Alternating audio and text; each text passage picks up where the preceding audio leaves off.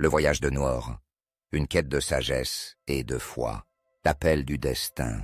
Avant d'aller plus loin, abonnez-vous et activez la cloche pour ne rien rater. Et si ce contenu vous plaît, un petit j'aime serait top. Merci pour votre soutien.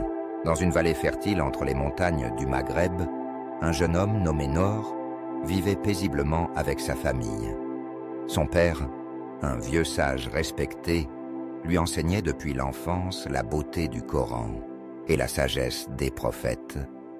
Pourtant, Noor ressentait un vide en lui, un désir ardent de comprendre au-delà des mots et des traditions.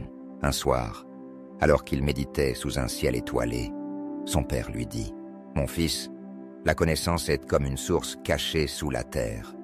Tu peux boire de l'eau du puits de tes ancêtres, mais si tu veux comprendre la profondeur de la vérité, tu dois creuser par toi-même. » Ces paroles résonnèrent en Noor. Cette nuit-là, il prit une décision. Il entreprendrait un voyage pour chercher la sagesse, la vraie, celle qui illumine le cœur et l'âme, la route vers l'Orient. Noor partit avec une bourse modeste, un Coran et une boussole, cadeau de son père. Son premier arrêt fut la ville de Fès, célèbre pour ses écoles de savoir. Il y rencontra un vieil érudit, l'imam Rachid, qui lui enseigna que la vraie compréhension de la foi ne vient pas seulement des livres, mais de la vie elle-même. Noor, lui dit l'imam, la connaissance sans action est comme une lampe sans huile. Que cherches-tu vraiment? Je cherche la lumière de la vérité, répondit Noor. L'imam lui sourit. Alors voyage, rencontre les sages, vise avec les humbles et t'écoute avec ton cœur. Noor poursuivit son chemin, traversant le désert du Sahara, où il partagea le pain des nomades et apprit leur patience face aux épreuves. Il passa par l'Égypte, où il étudia sous les coupoles d'Al-Azhar, découvrant la profondeur du fiqh et du hadith, l'épreuve de la foi. Un jour, en marchant vers Bagdad, Noor fut attaqué par des bandits. Dépouillé de tout, il erra plusieurs jours sans nourriture ni eau.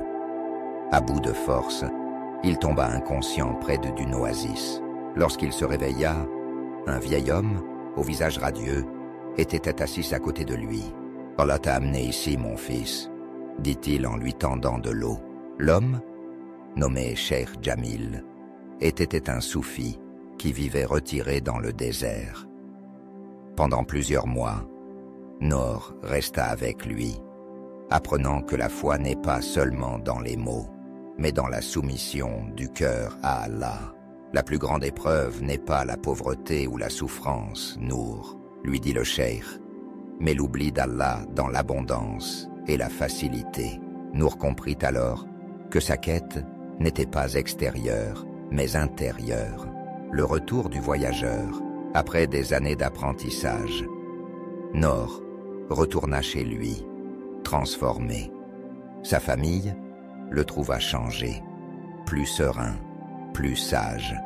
Il ne portait plus que de simples vêtements, mais une lumière se dégageait de lui. Il ouvrit une petite école où il enseigna aux enfants et aux voyageurs la sagesse qu'il avait acquise.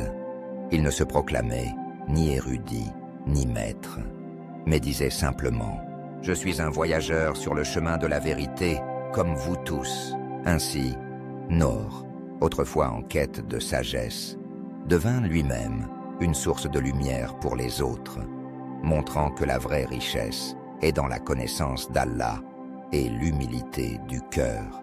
L'histoire de Noor contient plusieurs leçons précieuses. 1. La quête de la vérité exige un effort personnel. Noor comprend que la vraie sagesse ne se limite pas à ce qu'on lui enseigne, mais qu'elle doit être cherchée activement. Cela nous rappelle que la connaissance véritable demande du travail, de la curiosité et de l'expérience. 2. L'apprentissage ne vient pas seulement des livres. Dans son voyage, Noor rencontre différents maîtres et découvre que la sagesse se trouve aussi dans les expériences de la vie, dans les épreuves et dans l'observation du monde. La connaissance doit être appliquée pour être bénéfique. Les épreuves forgeant le caractère. Quand Nor est dépouillé et laissé pour mort, il aurait pu perdre espoir, mais c'est cette épreuve qui le rapproche d'Allah et l'aide à grandir spirituellement. Cela nous rappelle que les difficultés sont souvent des tests qui renforcent notre foi. La vraie richesse est intérieure. À la fin, Nor revient dans son village sans richesse matérielle, mais il est transformé. Il comprend que la vraie richesse n'est pas l'or ou la renommée, mais la paix du cœur et la proximité avec Allah. La connaissance doit être partagée avec humilité. Nor ne garde pas son savoir pour lui. Il l'enseigne aux autres sans prétendre être un maître.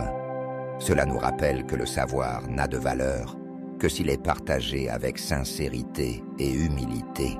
En résumé, cette histoire nous enseigne que la quête du savoir et de la foi est un voyage personnel, que les épreuves sont des moyens d'élévation et que la vraie lumière vient de l'intérieur, par la proximité avec Allah.